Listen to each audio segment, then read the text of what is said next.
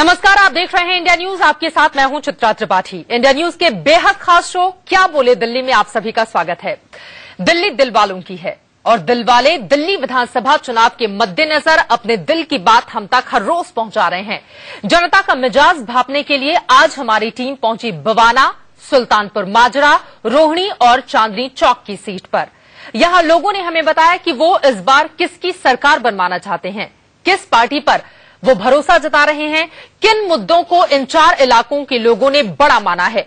लेकिन proxy ballot के नतीजों से पहले बात 2013 के परिणामों की।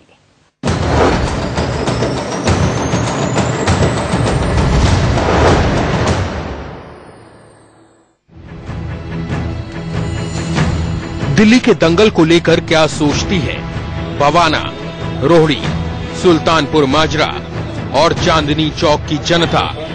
आज बारी इन्हीं इलाकों में जनता के मूड को भांपने की। लेकिन उससे पहले देख लेते हैं इन चार सीटों पर क्या रहे 2013 के नतीजे। 2013 के चुनाव में बवाना से बीजेपी के गुगन सिंह जीते। गुगन सिंह ने आम आदमी पार्टी के मनोज को हराया। लेकिन इस बार आपने यहां से मनोज का टिकट काटकर वेद प्रकाश पर भरोसा किया। रोहिणी से आम आदमी पार्टी के राजेश गर्ग जीते। राजेश गर्ग ने बीजेपी के जय भगवान अग्रवाल को हराया। लेकिन इस बार रोहिणी सीट से आपने चरणजी लाल गुप्ता को मौका दिया। सुल्तानपुर माजरा से कांग्रेस के जय किशन जीते। जय किशन ने आपके संदीप कुमार को हराया। लेकिन चुनाव हारने के बावजूद संदीप इस बार भी यहां से आपका चेहरा होंगे। चांदनी चौक सीट पर कांग्रेस के प्रहलाद सिंह साहड़े ने बीजेपी के सुमन कुमार गुप्ता को हराया। आपके विक्रम बधवार तीसरे नंबर पर रहे। लेकिन इस बार आम आदमी पार्टी ने यहां की लड़ाई दिलचस्प बनाने के लिए अलका लांबा को मैदान में उतार दिया। हालांकि बड़ा सवाल अब भी यही है कि क्या इन सीटों पर चेहरे बदलने से आम आदमी पार्टी को कोई फायदा होगा या बाजी बीजेपी कांग्रेस जीतेगी। क्या है बवाना, रोहिणी, सुल्तानपुर माजरा और चांदनी चौक की जनता का मूड? प्रॉक्सी बैलेट के जवाब हमारे पास आ चुके हैं, नतीजे बस थोड़ी देर में। Bureau report, India news. क्या बोले दिल्ली में अगर इन चारों इलाकों पे नजर डालें तो 2013 में जो रिजल्ट सामने आए थे, 2 सीटें कांग्रेस पार्टी को, 1 बीजेपी को, जबकि 1 आम आदमी पार्टी को। लेकिन इस बार स्थिति क्या पूरी तरह से बदल गई है? मोदी लहर चलेगी क्या या फिर केजरीवाल को होगा फायदा? तमाम ऐसे सवाल हैं जिनको जानने के लिए हम सीधे जनता के बीच पहुंचे। तो चलिए सबसे पहले ले लेते हैं सबसे पहला सवाल। लोगों के बीच जाकर हमारा जो पहला सवाल था वो आपकी टीवी स्क्रीन पर आएगा। क्या बोले दिल्ली में सबसे पहले बवाना का हाल। दिल्ली के चुनाव में सबसे बड़ा मुद्दा क्या है? देखिए, भ्रष्टाचार को 36% लोगों ने सबसे बड़ा मुद्दा माना है। ये बवाना की जनता की राय है। 35% मांगती है महंगाई को, 13% सुरक्षा को, पानी को बड़ा मुद्दा 10% मानते हैं, जबकि बिजली बड़ा मुद्दा 6% है, ऐसा लोग मानते हैं। ये बवाना का हाल है। और अब आगे बढ़ते हुए रुख कर लेते हैं चांदनी चौक का। चांदनी चौक में देखिए, यहां पर भी भ्रष्टाचार को सबसे बड़ा मुद्दा बताया गया है। यानी कि 55% जनता चांदनी चौक की भ्रष्टाचार को सबसे बड़ा मुद्दा मानती है। महंगाई को 21% लोग तवज्जो दे रहे हैं, 12% सुरक्षा को। सिर्फ 2% लोग ऐसे हैं जो पानी को चांदनी चौक में बड़ा मुद्दा मानते हैं, जबकि बिजली को 10% लोग। आगे बढ़ते हुए तीसरे इलाके यानी कि रोहिणी की बात। दिल्ली के चुनाव में सबसे बड़ा मुद्दा क्या है? रोहिणी की जनता भ्रष्टाचार को ही सबसे बड़ा मुद्दा मान रही है। 66% लोगों ने कहा है कि भ्रष्टाचार सबसे बड़ा मुद्दा है। 18% महंगाई को मानते हैं, 8% सुरक्षा को मानते हैं। सिर्फ 1% लोग ऐसे हैं जो पानी को बड़ा मुद्दा मानते हैं, जबकि बिजली को मानते हैं 7% लोग। और अब चौथे इलाके का हाल बताते हैं। सुल्तानपुर माजरा की तस्वीर क्या है वो देखिए। यहां पर पिछले अगर तीनों इलाकों की हम बात करें तो उससे स्थिति अलग नजर आती है। महंगाई सबसे बड़ा मुद्दा है। 38% लोग ऐसे हैं सुल्तानपुर माजरा के जो मानते हैं, 29% मानते हैं भ्रष्टाचार को, सुरक्षा को 6% पानी को, जबकि 21% बिजली को बड़ा मुद्दा मानते हैं। और इसी पर चर्चा की हम शुरुआत करते हैं। 2 बेहद खास मेहमान हर रोज की तरह हमारे साथ जुड़ चुके हैं, वरिष्ठ पत्रकार प्रदीप सिंह जी और अनुज गुप्ता जी। अनुज जी, अगर इन चारों इलाकों की तस्वीर देखें तो सिर्फ एक इलाके को छोड़कर बाकी 3 जगहों पर भ्रष्टाचार सबसे बड़ा मुद्दा है। ये क्या संकेत करता है? ये देखिए, जिस तरह से चांदनी चौक है, व्यापारिक क्षेत्र है, घनी बस्ती है, व्यापारी ही सबसे अधिक जो स्वरोजगार वाले लोग हैं, इसलिए व्यापारी कह रहा हूं, उन्हें ही सबसे अधिक भ्रष्टाचार का, सरकारी तंत्र के भ्रष्टाचार का शिकार होना पड़ता है। और चांदनी चौक में कारोबार करने वाले लोग या उनके परिजन ही बड़ी संख्या में रोहिणी जैसे क्षेत्रों में रहते हैं। जब रोहिणी बसा तो यही पुरानी दिल्ली के लोग निकल करके वो उस तरफ गए, इसलिए उन दोनों के कंसर्न एक जैसे हैं। और भ्रष्टाचार क्योंकि वो खुद झेलते हैं, खुद वो अपने हाथ से लोगों को पैसे देते हैं, इसलिए उन्हें वो सबसे बड़ा मुद्दा लगता है। क्योंकि ये वर्ग थोड़ा संपन्न वर्ग है, इसलिए महंगाई इसको उतना बड़ा मुद्दा नहीं लगता है, जो कि आप सुल्तानपुर माजरा में जहां कमजोर तबके के लोग रहते हैं वहां आपको वो बड़े मुद्दे के रूप में लगता है।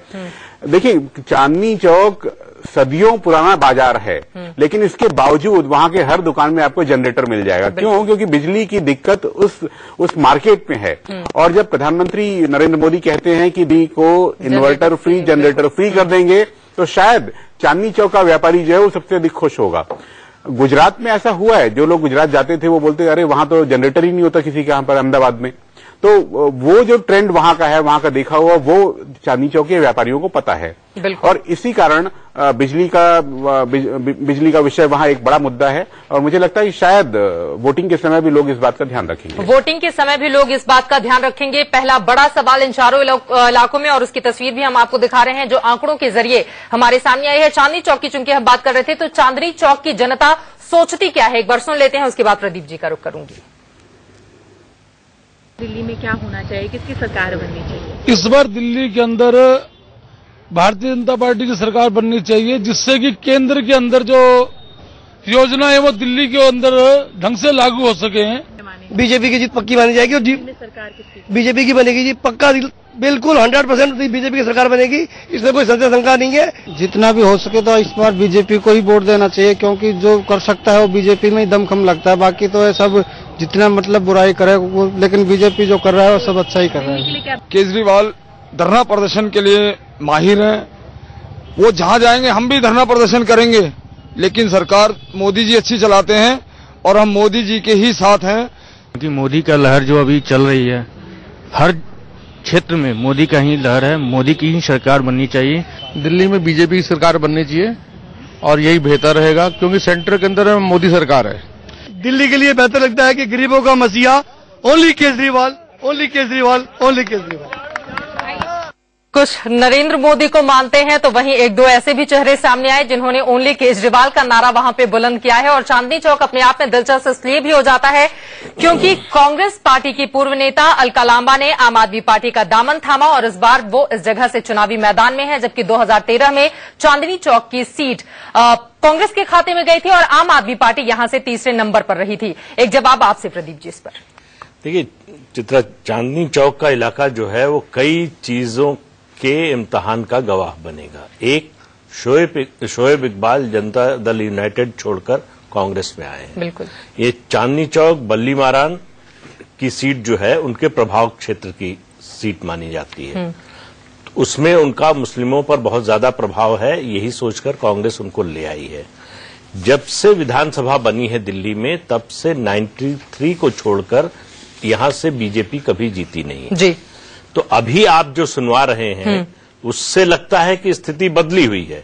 अगर इसको हम एक प्रतिनिधि वो मान लें, आवाज मान लें उस पूरे चुनाव क्षेत्र की, तो निश्चित रूप से स्थिति बदली हुई लग रही है। ये एक नए समीकरण की ओर इशारा करती है। लेकिन 2013 में हमने देखा था साहब, भ्रष्टाचार सबसे बड़ा मुद्दा था। केजरीवाल कांग्रेस के खिलाफ भ्रष्टाचार को लेकर सामने आए थे, उसका फायदा मिला था।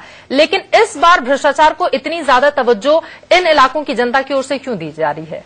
देखिए भ्रष्टाचार, वो जो अभी अनुज जी ने बात कही, एक चांदनी चौक के बारे में एक बात और कह दें कि जो वहां व्यवसाय करते हैं वो रहते नहीं, तो वोटर अलग है वहां के और वहां काम करने वाले लोग अलग हैं। बिल्कुल। एक बात। दूसरी बात, भ्रष्टाचार आप देखिए, ये भ्रष्टाचार दरअसल कॉरपोरेशन का भ्रष्टाचार है जो लोगों को सबसे ज्यादा प्रभावित करता है, और इस भ्रष्टाचार का शिकार गरीब आदमी होता है और सेल्फ एम्प्लॉयड जो होता है। बिल्कुल। आप अपनी कोई कंपनी खोलना चाहते हैं, आप एक खोमचा लगाना चाहते हैं, एक ठेला लगाना चाहते हैं, छोटी सी दुकान खोलना चाहते हैं, कोई काम करना चाहते हैं, आपको लाइसेंस लेना पड़ेगा, कोई एनओसी लेनी पड़ेगी, थाने से लेना पड़ेगा, कॉर्पोरेशन से जाकर लेना पड़ेगा, उसके लिए आपको पैसा देना है। बिल्कुल। आप ठेला लगाते हैं तो नियमित रूप से पुलिस को और नगर पालिका के लोगों को आपको हफ्ता देना पड़ेगा।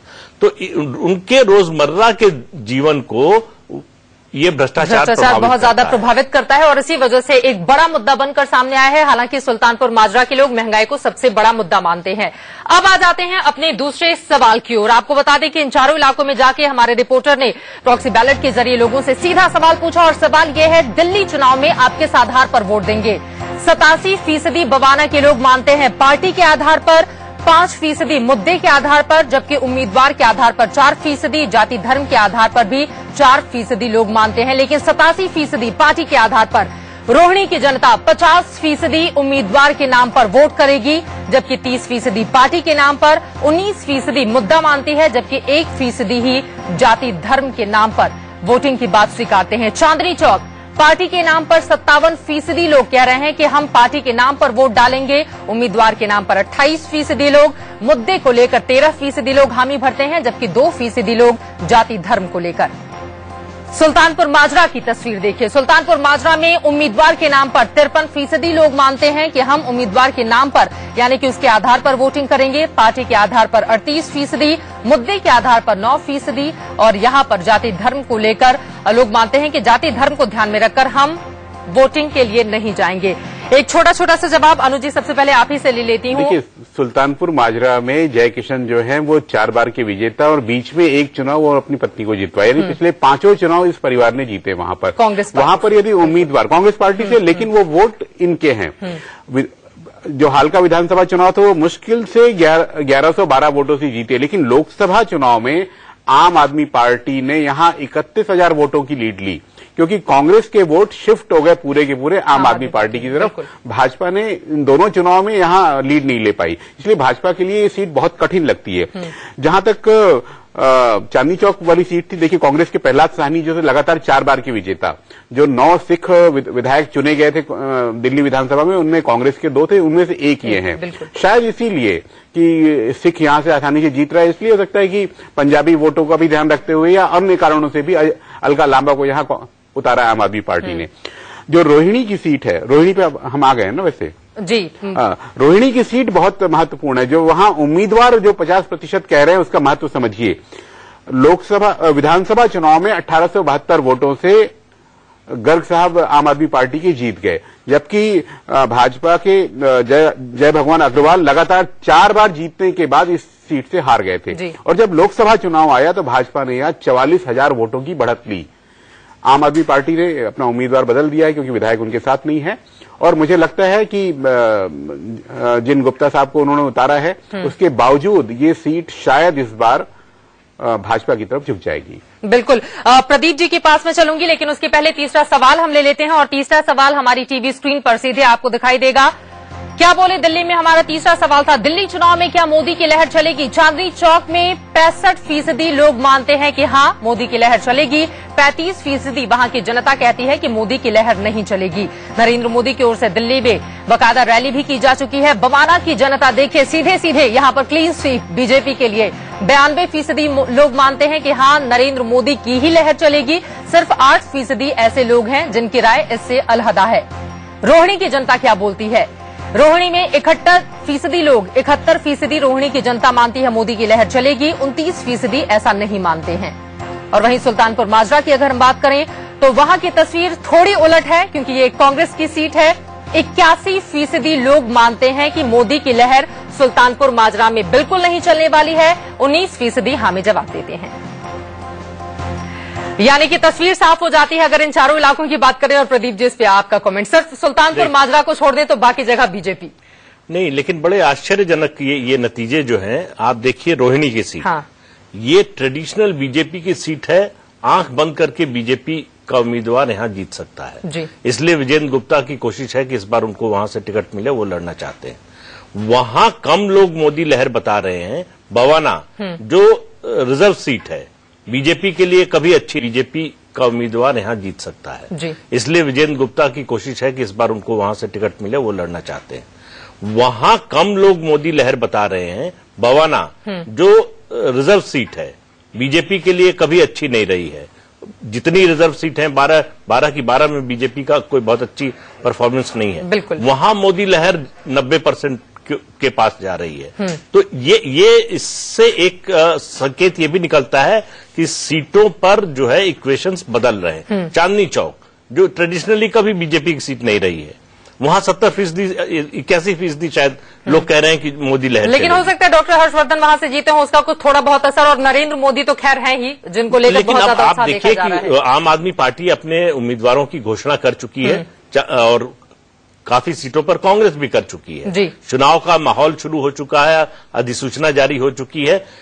ऐसे माहौल में इस तरह की बात करना, इससे एक बड़ा स्पष्ट संकेत है कि जो ट्रेडिशनली हम मानकर चलते थे कि ये गढ़ इस पार्टी का है, ये गढ़ इस पार्टी का है, तो उनमें एक परिवर्तन आ रहा है, जिसको कहते हैं टेक्टोनिक शिफ्ट जो है, कि वो धरती थोड़ी हिली है दिल्ली की, और जो मानकर चल रहा था कि हमारी तो पक्की सीट है, शायद वो उतनी पक्की ना हो। के लिए भी तो मुश्किल बढ़ने वाली है। निश्चित रूप से ये जो आंकड़े आप दिखा रही हैं उससे कांग्रेस के लिए तो बहुत ज्यादा चिंता की बात है। एक बात ये दिख रही है कि जो एससी सीटें हैं वहां बीजेपी का प्रभाव बढ़ रहा है। लेकिन आप देखिए सुल्तानपुर माजरा का जो वो है आंकड़ा है, वो ये कह रहा है कि अवैध कॉलोनियों के बारे में बीजेपी ने जो कदम उठाया उसका बहुत ज्यादा फायदा मिलता हुआ नहीं दिख रहा है, क्योंकि ये सीट ऐसी है जो पुनर्वास कॉलोनियों और अवैध कॉलोनियों इन्हीं से मिलकर ज्यादातर बनी है। तो ऐसे में वहां बीजेपी के लिए मुश्किल से कितना 8% या 9% की अगर बात हो रही है कि मोदी की लहर चलेगी, तो निश्चित रूप से यह है कि उसका असर बहुत ज्यादा, या कम से कम कहें सुल्तानपुर माजरा में तो नहीं हुआ। बिल्कुल। बवाना में 92% लोग हाँ में जवाब दे रहे हैं नरेंद्र मोदी की लहर को लेकर, नहीं में सिर्फ 8%। सुल्तानपुर माजरा की तस्वीर इससे बिल्कुल इतर है, क्योंकि वो कांग्रेस की, जैसा कि अनुज जी बता भी रहे थे, कि परंपरागत सीट रही है और 5 बार से लगातार एक ही परिवार उसको जीत भी रहा है। हम अपने अगले सवाल की ओर आएंगे, और सबसे महत्वपूर्ण सवाल के इन इलाकों में किस पार्टी की सरकार आप देखना चाहते हैं। लेकिन उसके पहले बवाना की जनता अपनी राय क्या देती है पार्टी और मुद्दों को लेकर, वो सुन लेते हैं। दिल्ली में किसकी सरकार बननी चाहिए? दिल्ली में देखा जाए तो बीजेपी ही सरकार बननी चाहिए, क्योंकि 65 साल हो लिए कांग्रेस को यहाँ पे राज करते हुए, कांग्रेस ने कुछ नहीं किया है। बीजेपी। क्यों? थोड़ा सा उन्होंने इम्प्रूवमेंट कुछ दिखाया है, कुछ उनको और मौका मिलना चाहिए। आपको हम एक बार दे चुके हैं मौका, अब की बार बीजेपी को देना चाहिए। हमारे हिसाब से तो दिल्ली में भाजपा की सरकार आनी चाहिए और नरेंद्र मोदी जी को सपोर्ट करना चाहिए दिल्ली की जनता ने। दिल्ली में बीजेपी की सरकार बननी चाहिए। क्यों? क्योंकि आज कांग्रेस ने इतने साल में कुछ भी नहीं किया है, 15 साल तक रही है, कांग्रेस ने कुछ नहीं किया है, सभी बेरोजगार घूमते रहते हैं। हमारे यहाँ ट्रांसपोर्ट की दिक्कत है, गलियां कच्ची हैं सारी, सब कुछ बहुत ही कुछ भी सुविधाएं नहीं मिली हमें 15 साल में। बवाना के लोगों की राय आप सुन रहे थे। सवाल अब खड़ा ये हो जाता है, रामलीला मैदान में नरेंद्र मोदी ने कहा था जो देश का मूड है वही दिल्ली का भी मूड है। इन 4 इलाकों का मूड क्या कहता है? सबसे महत्वपूर्ण सवाल इन चारों इलाकों में जाकर हमारा ये था। हमारा चौथा और आखिरी सवाल लोगों के बीच जाकर था, दिल्ली में आप किस पार्टी की सरकार चाहते हैं? बवाना में 92% लोग ऐसे हैं जिन्होंने मोदी की लहर चलेगी भी 92% ही लोगों ने जवाब दिया था। उन लोगों ने भी सीधी सीधी कहा है कि बीजेपी की हम सरकार चाहते हैं। 2% कांग्रेस पार्टी को, जबकि 6% आम आदमी पार्टी की सरकार देखना चाहते हैं बवाना क्षेत्र में। चांदनी चौक का हम रुख कर लेते हैं। चांदनी चौक की तस्वीर 61% चाहते हैं बीजेपी की सरकार बनते हुए देखना, 3% कांग्रेस पार्टी की, जबकि 36% ऐसे हैं जिन्होंने आम आदमी पार्टी को लेकर अपना रुख जाहिर किया है। आपको बता दें कि मोदी की लहर को लेकर 65% चांदनी चौक की जनता ने हाँ में जवाब दिया था, जबकि बीजेपी की सरकार बनते देखना 61% लोग चाहते हैं। रोहिणी में 67% लोग हैं जो बीजेपी की सरकार बनते हुए देखना चाहते हैं, 1% सिर्फ कांग्रेस पार्टी के लिए, जबकि 32% आम आदमी पार्टी की सरकार बनते देखना चाहते हैं। और अब सबसे अलग तस्वीर हम आपको दिखाते हैं, सुल्तानपुर माजरा की ये तस्वीर, और यहां देखिए बिल्कुल अलग। कांग्रेस पार्टी की सरकार बनते हुए देखना चाहते हैं 58% लोग, 17% बीजेपी की, जबकि 9% आम आदमी पार्टी की। इस पर एक छोटा छोटा सा जवाब सबसे पहले अनुज जी आपसे ही। देखिए बिल्कुल उसी तरह की तस्वीर है, अगर सुल्तानपुर माजरा को छोड़ दे तो 3 जगह बीजेपी। बवाना की सीट पर जो बहुत अधिक प्रो बीजेपी लग रहा है वो उससे आप आश्चर्यचकित हो रही है, लेकिन मैं नहीं हो रहा हूं। उसका कारण है कि पिछले विधानसभा चुनाव में दिल्ली में 25,000 से अधिक वोटों के अंतर से जो 7 सीटें निर्धारित हुई, उनमें से 5 भाजपा जीत के गई, उनमें से एक है बवाना। और मैं हैरान तब हुआ कि लोकसभा चुनाव में भाजपा की बढ़त यहां घट करके 15,000 वोटों की रह गई, क्योंकि कांग्रेस के वोट शिफ्ट हो गए आम आदमी पार्टी को। 42,000 की जगह 64,000 वो लोकसभा में लेकर के गए। तो यदि यहां आम आदमी की तरफ वो वोट शिफ्ट हो जाता है इस चुनाव में भी, तो फिर भाजपा को ये सीट उस मार्जिन से बचाने के लिए बहुत मेहनत करनी पड़ेगी। बाकी इलाकों में हम आए, प्रदीप जी आप क्या कहना चाहेंगे इस पर? नहीं, देखिए, कुल मिलाकर स्थिति ये लग रही है कि जो लोकसभा चुनाव में हमने ट्रेंड देखा था, शायद वो कंटिन्यू करने जा रहा है। कॉन्स्टिट्यूंसीज बदल सकती हैं जी। जो उस समय जहां बढ़त दिख रही थी वहां हो सकता है कुछ सीटें हार जाए बीजेपी, नहीं कुछ सीटें जीत जाए, लेकिन लोकसभा के बाद विधानसभा के बाद लोकसभा के जो चुनाव हुए उसमें जो पार्टियों की रैंकिंग थी, जिस तरह की लोकप्रियता थी, जिस तरह की सीटें और जिस तरह के वोट परसेंटेज मिल रहे थे, वो कमोबेश रिटेन होते हुए दिख रहे हैं। तो ये लग रहा है कि हो सकता है बीजेपी को 45-46% लोकसभा में जो मिला था उससे 5-7% कम मिले वोट, लेकिन वो अंतर बना रहेगा शायद, और वो रैंकिंग तो निश्चित रूप से बनी रहेगी। अभी तक जितनी सीटों का हम लोगों ने देखा है सर्वे, उससे एक बात बड़ी स्पष्ट होती है कि वो जो 1, 2, 3 की तीनों पार्टियों की रैंकिंग थी उसमें कोई अंतर नहीं आने वाला है। बीजेपी की जो लोकसभा में बढ़त थी उसमें कोई बहुत ज्यादा कमी नहीं आई है, बहुत ज्यादा कमी नहीं आएगी। लेकिन अनुज जी, एक और महत्वपूर्ण सवाल है, क्या ये माना जाए कि सुल्तानपुर माजरा को अब बीजेपी वैसे भी छोड़ देगी कि नहीं जीतना है इसलिए छोड़ दो उसको, वहां पर दम लगाने से अच्छा कहीं और पर ज्यादा जोर लगाया जाए? देखिए, उम्मीदवार तो उतारेंगे, सभी सीटों पे उतारना है, लेकिन ये स्वाभाविक है कि जिस सीट पर तेल निकलने की उम्मीद बहुत कम लग रही है वहां अधिक जोर क्यों लगाया जाए। हाँ, वहां ये कोशिश हो सकती है उनकी कि आम आदमी पार्टी का उम्मीदवार ना जीते, कांग्रेस का जीत जाए, ताकि आम आदमी की सीटें स्ट्राइकिंग रेंज में न पहुंच पाएं। इसलिए उनको खास रणनीति वहां बनानी होगी। मुझे लगता है यदि इस सीट को जीतने के बारे में बीजेपी गंभीर रही होगी तो शायद साल भर पहले से उसने यहां तैयारी कर रखी होगी। यदि वो तैयारी की होगी तो शायद उसका कोई लाभ मिल पाए, लेकिन कम से कम इन आंकड़ों में उसका लाभ मिलता हुआ दिखाई नहीं दे रहा है अभी। आप दोनों का बहुत शुक्रिया हमारे साथ इस चर्चा में शामिल होने के लिए। क्या बोले दिल्ली में आज के लिए फिलहाल इतना ही, लेकिन कल शाम 5 बजे आप जरूर देखिएगा, दिल्ली के 4 अलग अलग इलाकों का हम हाल दिखाएंगे। किराड़ी, लक्ष्मीनगर, वजीरपुर और सकूर बस्ती कल शाम 5 बजे हाजिर होंगे तमाम आंकड़ों के साथ, और दिखाएंगे आपको इन 4 इलाकों में दिल्ली की किसकी सरकार बनते हुए देखना चाह रहे हैं। और इस वक्त ये तस्वीरें हम आपको दिखा रहे हैं, दिल्ली प्रदेश बीजेपी की ओर से किरण बेदी का सम्मान किया जा रहा है। सतीश उपाध्याय प्रदेश बीजेपी के अध्यक्ष की मौजूदगी में तमाम लोग वहां पर, यानी कि दिल्ली बीजेपी के बड़े नेता हैं प्रभात झा जो दिल्ली के प्रभारी हैं, वो आपको दिखाई दे रहे हैं। डॉक्टर हर्षवर्धन भी बाईं तरफ बैठे हुए हैं। तमाम नेताओं की मौजूदगी में किरण बेदी का स्वागत किया जा रहा है। आपको बता दें कि कल शाम 4 बजे किरण बेदी बीजेपी में औपचारिक रूप से शामिल हो गई हैं और उनका मुंह मीठा कराकर स्वागत करते हुए बीजेपी के तमाम बड़े नेता कार्यकर्ता दिखाई दे रहे हैं। माना यह जा रहा है 19 तारीख को किरण बेदी को लेकर कोई बड़ा ऐलान बीजेपी की ओर से किया जा सकता है। अब सवाल ये खड़ा हो रहा है, क्या किरण बेदी को मुख्यमंत्री का चेहरा बीजेपी बनाएगी? क्या इतना बड़ा दांव खेलने के लिए बीजेपी तैयार है? क्योंकि सीधे सीधे केजरीवाल को चुनौती देने के लिए मैदान में किरण बेदी को लाया गया है और इसी रणनीति के तहत इसको अमली जामा हो सकता है पहना दिया जाए। सूत्र ये जानकारी दे रहे हैं। हालांकि 19 तारीख को ही तस्वीर ज्यादा साफ हो पाएगी जब दिल्ली की 70 सीटों के लिए कौन कौन से उम्मीदवार किन सीटों पर लड़ने जा रहे हैं, इसका ऐलान बीजेपी की ओर से किया जाएगा। फिलहाल ये तस्वीरें किरण बेदी, पिछले 40 साल का प्रशासनिक अनुभव है। 9 जून 1949 को अमृतसर में उनका जन्म हुआ था। 65 साल की किरण बेदी अब बीजेपी के लिए नई किरण बनकर आई हैं और इसी वजह से उनका स्वागत करते हुए प्रदेश बीजेपी के तमाम दिग्गज आपको दिखाई दे रहे थे। राजधानी दिल्ली की ये तस्वीर थी। एक छोटे से